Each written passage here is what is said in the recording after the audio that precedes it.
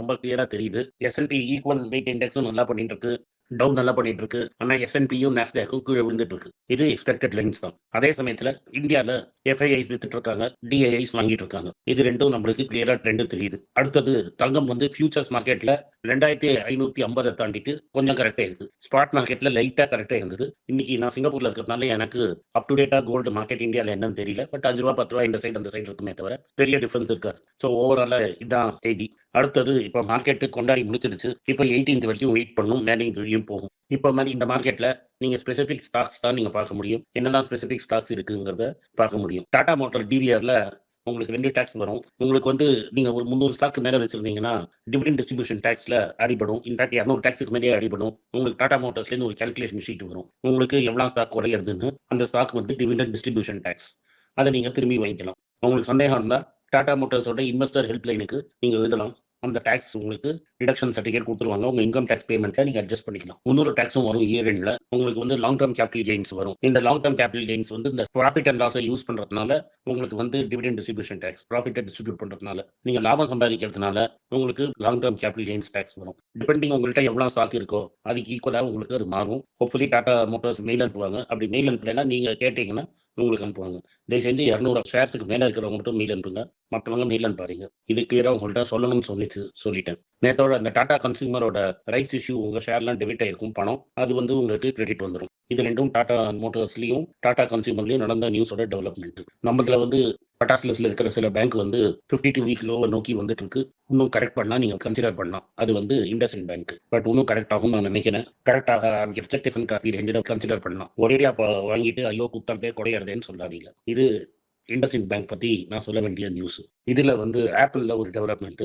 ஆப்பிளோட CFO வந்து வேற ஏதோ ரோலுக்கு போறாரு. கெவின் பரேக் அப்படிங்கிறவர் ஒருத்தர் வந்து இந்தியன் ஆரிஜின். ஆனா அங்கேயே பறந்து வளர்ந்தவர். அவர் தான் புது CFO-வா வராரு. இன்னொரு இந்தியன் ஆரிஜின் பர்சன் வந்து டாப் பொசிஷன்ல வராரு. ஆப்பிள் வந்து என்ன சொல்றாங்கன்னா இந்தியாவில் புது ஈகோசிஸ்டம் டாடாஸோட டைப் பண்ணி ஃபாக்ஸ்காமோட டைப் பண்ணி மேனுஃபேக்சரிங் கொண்டு வந்ததுல 200,000 ஜாப்ஸ் டைரக்டா கொண்டு வர போறோம். அதுக்கப்புறம் இன்டைரக்டா வந்து இன்னொரு 400,000 ஜாப்ஸ் வருவாங்க. அதாவது ஒரு டைரக்ட் எம்ப்ளாய்க்கும் 2 டைரக்ட் எம்ப்ளாயி வருவாங்க. அதே நியூஸ்ல இன்னைக்கு டாடாஸ் அனௌன்ஸ் பண்ணியிருக்காங்கன்னா தமிழ்நாடுலையும் கர்நாடகாலையும் இந்த ஹோசூர்ல ஒரு ஏரியாவே ஜம்ஷெட்பூர் ஆக்குவாங்கன்னு பேசிட்டு இருக்காங்க. அந்த ஏரியால 4000 லேடிஸ்க்கு டைரக்ட் எம்ப்ளாய்மெண்ட் கொடுக்கறதா பேசியிருக்காங்க. இது நச்செய்தி both from Apple and Tatas. இதை நீங்க ஆப்பிள் தனியா டாடாஸ் தனியான்னு புரிஞ்சுக்க கூடாது. இந்த ரெண்டும் மிக்ஸ் பண்ணி வந்திருக்கிற செய்தி இது. அடுத்த நியூஸ் வந்து ஹிந்துஸ்தான் யூனிலீவருக்கு 962 crores டாக்ஸ் நோட்டீஸ் கொடுத்துருக்காங்க.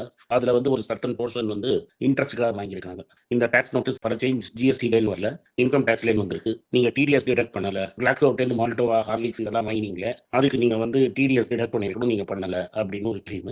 என்னோட கருத்து ஹிந்துஸ்தான் யூனிலீவர் பெரிய கம்பெனி, எல்லாம் கரெக்டா தான் பண்ணியிருப்பாங்க. ஒரு ஆர்வ கோளாறுல இது ஒரு நோட்டீஸ். 2012 காங்கிரஸ் ஃபைனான்ஸ் மினிஸ்டரா இருந்த பிரணாப் முகர்ஜி இது மாதிரி நோட்டீஸ் ஆரம்பிச்சு தான் மூட கெடுத்தாரு. இப்ப வந்து இந்த அரசாங்கத்துல அம்மையார் ஆரம்பிச்சிருக்காங்க. என்ன பண்ணிருக்காங்கன்னா இன்ஃபோசிஸ், ஏர்லைன் கம்பெனி, ஹிந்துஸ்தான் யூனிலீவர் இவங்களுக்கு நான் டாக்ஸ் நோட்டீஸ் அனுப்புறது. அண்ட் நோட்டீஸ் லாங்குவேஜ் ரொம்ப அக்ரெசிவா இருக்கிறது. ஸோ இது அந்த 2 கேஸ்லையுமே எக்கனாமிக்ஸ் புரியாதவங்க ஃபைனான்ஸ் மினிஸ்ட்ரியில் உட்காந்தா என்ன ஆகுங்கிறது தெளிவாக தெரியுது. ஸோ இது வந்து கன்சியூமர் இன்வெஸ்டர் கான்ஃபிடன்ஸை அஃபெக்ட் பண்ணும். எஸ்பெஷலி புதுசாக வெளியிலேருந்து கிரீன்ஃபீல்ட் ப்ராஜெக்ட் வர ஃபாரினர்ஸை இது பயமுறுத்தும். இது நான் சொல்லலை, அரசாங்கத்தோட ஃப்ரெண்டாக இருந்த ருச்சிர் சர்மாங்கிறவர் இப்போ பல யூடியூப் சேனல் இன்டர்வியூல இதை சொல்லிட்டு இருக்காரு. இந்தியா வந்து ரொம்ப unfriendly place to do business, greenfield project இந்தியாவில் போடுறது ரொம்ப கஷ்டம் ஃபார் ஃபாரினர் அப்படின்னு தெளிவாக சொல்லியிருக்கிறார். இது அவர் வந்து one of the billions of டாலர்ஸாக பணத்தை மேனேஜ் பண்ணுறது. Irrespective of party in power இது மாதிரி நோட்டீஸ் அனுப்பிச்சுட்டே இருந்தீங்கன்னா there are other places in the world where people will go. அதனால இது மாதிரி பப்ளிக்கா நோட்டீஸ் அனுப்புறது, மிரட்டுறது இதெல்லாம் நல்லது கிடையாது. இது ஹிந்துஸ்தான் யூனிலீவருக்கு வந்த டாக்ஸ் நோட்டீஸ். 3 ஸ்டாக்கு, இதுல 2 ஸ்டாக் என்கிட்ட இருக்கு. 2004 உங்கள்கிட்ட இருந்திருக்கு. நீங்க இன்னும் கொஞ்சம் வாங்கியிருந்தீங்கன்னா இன்னைக்கு அந்த ஸ்டாக்கு 10 லட்ச ரூபாய் இருக்கும். ஒன்று சிம்பிளா சொல்லணும்னா DSW கடன்ல தத்தளிச்சுட்டு இருந்தது. அது ₹1.40 இருந்தது அந்த ஸ்டாக்கு. இன்னைக்கு 925 rupees ஆயிடுச்சு. ஒரு டர்ன் அரவுண்ட் ஸ்டோரி. டைட்டனோட கதையை என் புத்தகத்தில் எழுதியிருக்கிறேன். அது வந்து கோல்ட்ல ஹெவி லாஸ் ஆகி லெஸ் தென் 10 லட்ச ரூபாய்க்கு ஆன அப்புறம் போனஸ் ஸ்பிளிட் கொடுத்த அப்புறம் பார்த்தீங்கன்னா 86 லட்ச ரூபாய் இருக்கும். பஜாஜ் ஃபின்சர்வ்ங்கிறது இந்த பஜாஜ் குரூப்பை பிரிச்ச போது நீங்க லிஸ்ட் ஆனோடனே 10,000 ரூபாய் போட்டிருந்தீங்கன்னா நீங்க 10 லட்சத்துக்கு மேலே ஆயிருக்கும். இந்த மாதிரி கரெக்டான டைம்ல ஸ்டாக்கை போட்டுட்டு 20 வருஷம் உட்காந்துட்டு இருந்தீங்கன்னா நீங்க பெரிய ஆளாகலாம் அப்படிங்கிறது தான் இந்த செய்தி. 10,000 ரூபாய் இன்வெஸ்ட் பண்ணா கூட போதும். ஸோ கரெக்டான ஸ்டாக்ல கரெக்டான டைம்ல நீங்க வாங்கினா காசு பண்ணலாங்கிறதுக்கு இந்த 3 ஸ்டாக்கு ஒரு பெரிய எடுத்துக்காட்டு. DSW, Titan and Bajaj Finserv. இன்னைக்கு 3மே வயிறு ஊசி. அது பக்கத்துல இன்னைக்கு போகாதீங்கங்கிறது என்னோட அட்வைஸ். அடுத்தது இந்தியாவுக்கும் பங்களாதேஷுக்கும் ஒரு சின்ன ப்ராப்ளம். பங்களாதேஷ்ல இந்த அடிதடி சண்டையெல்லாம் நடந்ததுனால இந்தியாவிலேருந்து பல கம்பெனிகள் 2 government company 2 private company power கொடுக்குறாங்க. அந்த பவருக்கு பேமெண்ட் வரல. இப்ப பங்களாதேஷ்ல புதுசா அரசாங்கம் வந்தவங்க என்ன சொல்றாங்கன்னா, நீங்க கோல் இம்போர்ட் பண்ணி பர்ன் பண்ற ரேட்டு வந்து ரொம்ப ஜாஸ்தியா இருக்கு. ஒரு கேஸ்ல பேர் சொல்ல அவங்க. மற்ற கேஸ்லாம் டிலே ஆகும் பேமெண்ட்னு சொல்லியிருக்காங்க. இதுல வந்து என்டிபிசி, பவர் ட்ரேடிங் கம்பெனி, எஸ்ஐஇஎல்னு ஒரு கம்பெனி, அதுக்கப்புறம் அதானி, இவங்கெல்லாம் இருக்காங்க. அதானி வந்து $800 மில்லியன் அவருக்கு வரணும். வரும் நம்புறோம். இல்லாட்டா கூடிய சீக்கிரம் அவங்க பவர் கட் பண்ணுவாங்கன்னு நம்ம எதிர்பார்க்குறோம். இந்த அதானி கம்பெனி வந்து கோலை இம்போர்ட் பண்ணி ஜார்க்கண்ட்லேருந்து பவர் சப்ளை பண்ணிட்டு இருக்காங்க 2023லேருந்து. ஸோ இது அப்பவே சர்ச்சைக்கு உள்ளானது. இப்போ புது ஆட்சியாளர்கள் என்ன பண்ணுவாங்கன்னு தெரியல. இது வந்து பங்களாதேஷ்ல இந்தியாவுக்கு பவர் ப்ராப்ளம். அடுத்தது பஜாஜ் ஆட்டோவை பற்றி ஒரு பெரிய நியூஸ். பஜாஜ் ஆட்டோ என்ன சொல்றாங்க, கிளீன் எனர்ஜி அப்படின்னா பெட்ரோல் அண்ட் டீசல் இல்லாத வண்டிகள் கூடிய சீக்கிரம் நாங்கள் 1,00,000 வண்டி விற்க ஆரம்பிச்சிருவோம் மாசத்துக்கு. எங்க எலக்ட்ரிக் வெஹிக்கிள் டிவிஷன் ப்ராஃபிட்டபிள் ஆயிடுச்சு அப்படின்னு ராஜீவ் பஜாஜ் அனௌன்ஸ் பண்ணியிருக்கிறார். கிளீன் எனர்ஜினா என்ன சொல்றாருன்னா, சிஎன்ஜி பைக்கு, எத்தனால்ல ஓடுற வண்டி அண்ட் எலக்ட்ரிக் வெஹிக்கிள். இப்போதைக்கு சிஎன்ஜி பைக் 2,000 வித்திருக்கு. இப்போ வந்து அது டிமாண்ட் ஏறி 6 மாசத்துக்குள்ள 30,000 40,000 வண்டி விற்கும் அப்படின்னு அவர் சொல்றாரு. இன்னொரு விஷயம் என்ன சொல்றாருன்னா, எலக்ட்ரிக் வண்டிக்கு 5% ஜிஎஸ்டி போடுற மாதிரி நீங்க சிஎன்ஜிக்கும் ஜிஎஸ்டியை குறைக்கணும். ஏன் 28% வைக்கிறீங்க? நாங்க கிளீன் எனர்ஜி ப்ரமோட் பண்றோம் அப்படின்னு சொல்றாரு. நடுவில் ஒரு ரூமர் கிளம்பியிருந்தது, பஜாஜ் ஆட்டோலேருந்து அவர் ரிசைன் பண்றதா. இல்ல, நான் ரிசைன் பண்ண போறது இல்ல, நான் அங்கேயே தான் இருக்க போறேன் அப்படிங்கிறத சொல்லிட்டாரு. இதுக்கு காரணமும் என்னன்னு சொல்லிட்டாரு.